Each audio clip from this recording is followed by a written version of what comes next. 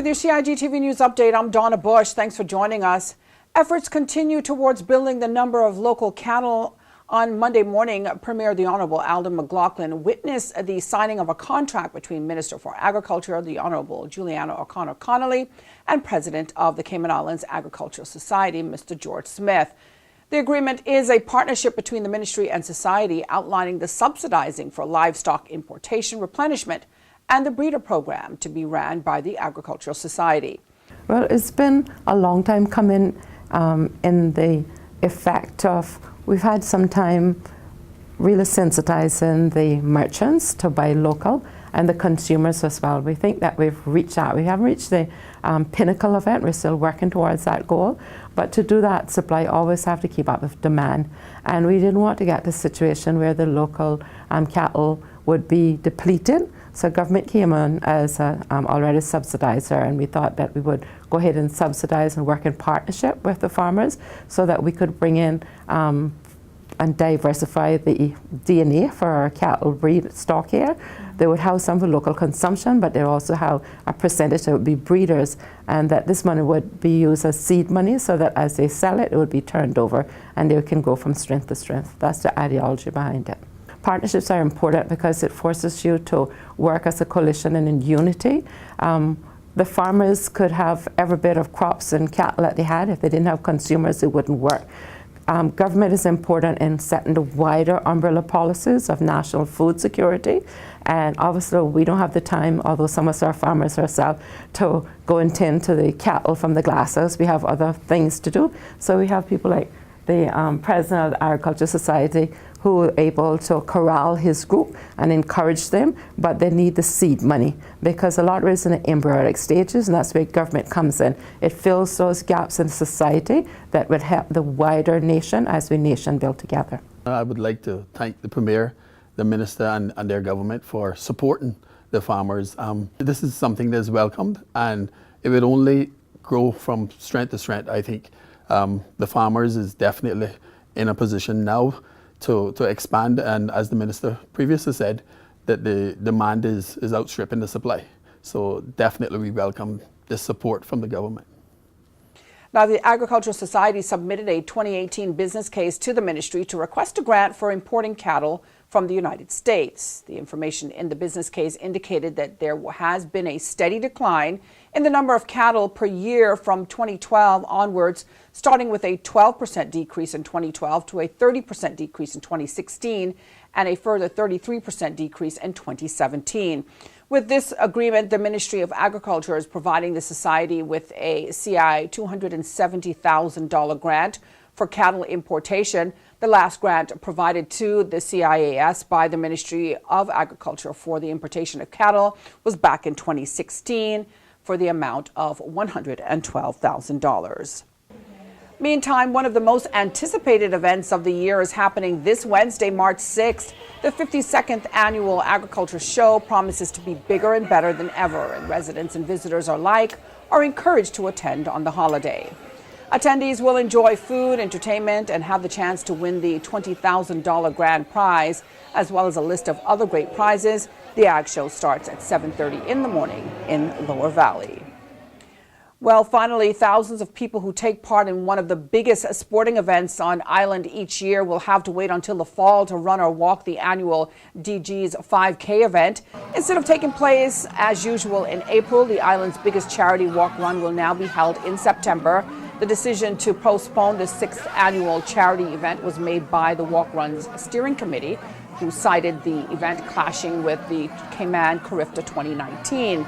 Deputy Governor, the Honourable Franz Manderson, says the exact dates will be announced shortly. It's only the third time that the Cayman Islands have chosen to host the region's largest track and field championships. It's an honour to have been selected, and we wanted nothing to detract from that, Mr. Manderson concluded. To date, the DG's 5K Walk Run Challenge has raised $284,000 for local projects. And that ends today's news update here on CIG Television. If you missed it, you can go to the Cayman Islands Government Facebook page, as well as the CIG Television YouTube channel. I'm Donna Bush, as always, thanking you for joining me, wishing you a wonderful and safe night. I'll see you back here again tomorrow. Until then, bye-bye for now.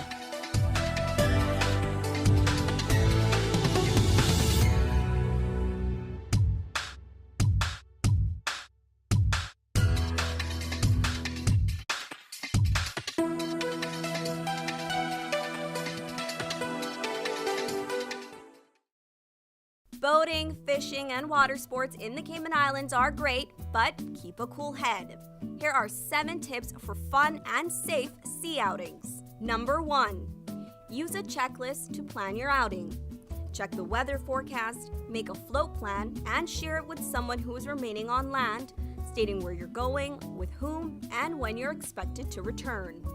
Visit your nearest marine supply store to get your safety gear. This includes signaling mirrors, whistles, and a flare kit.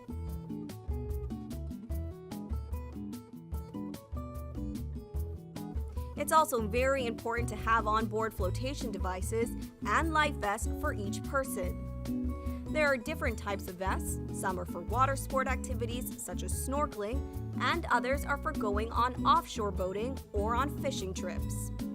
Number 2. These items can be lifesavers in case of an accident or bad weather. Number 3.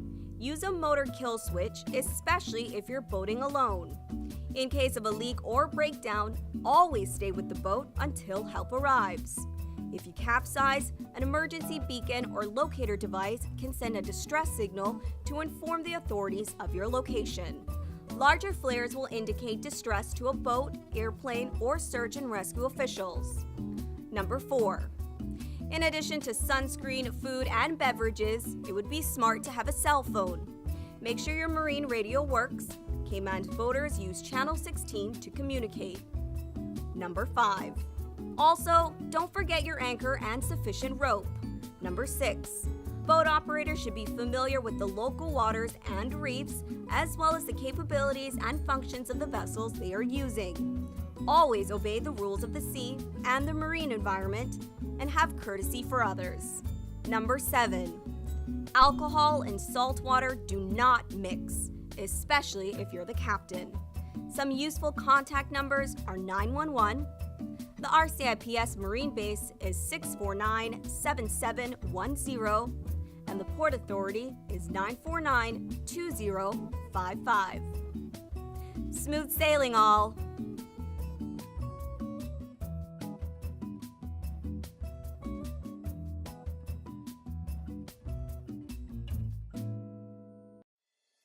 The Esterly-Tibbetts Highway 3-lane roundabout is ready for drivers.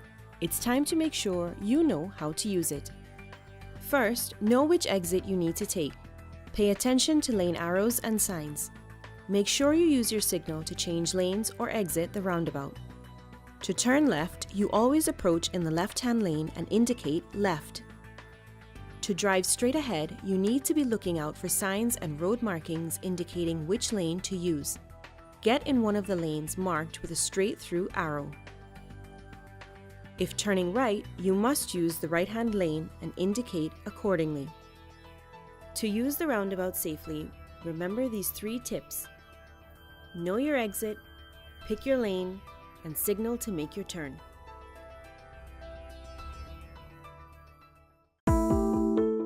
Did you know your mailing address details on your land register must be up to date in order to receive notices on new development which may impact you? Visit Lands and Survey Department to check your mailing address is correct. Did you know that walls, fences located along the road require planning permission no matter the height? You should check with the department as a planning and permit application may be required. Did you know that fences and walls within the high water setback require planning permission no matter the height? You should check with the department as a planning and permit application may be required.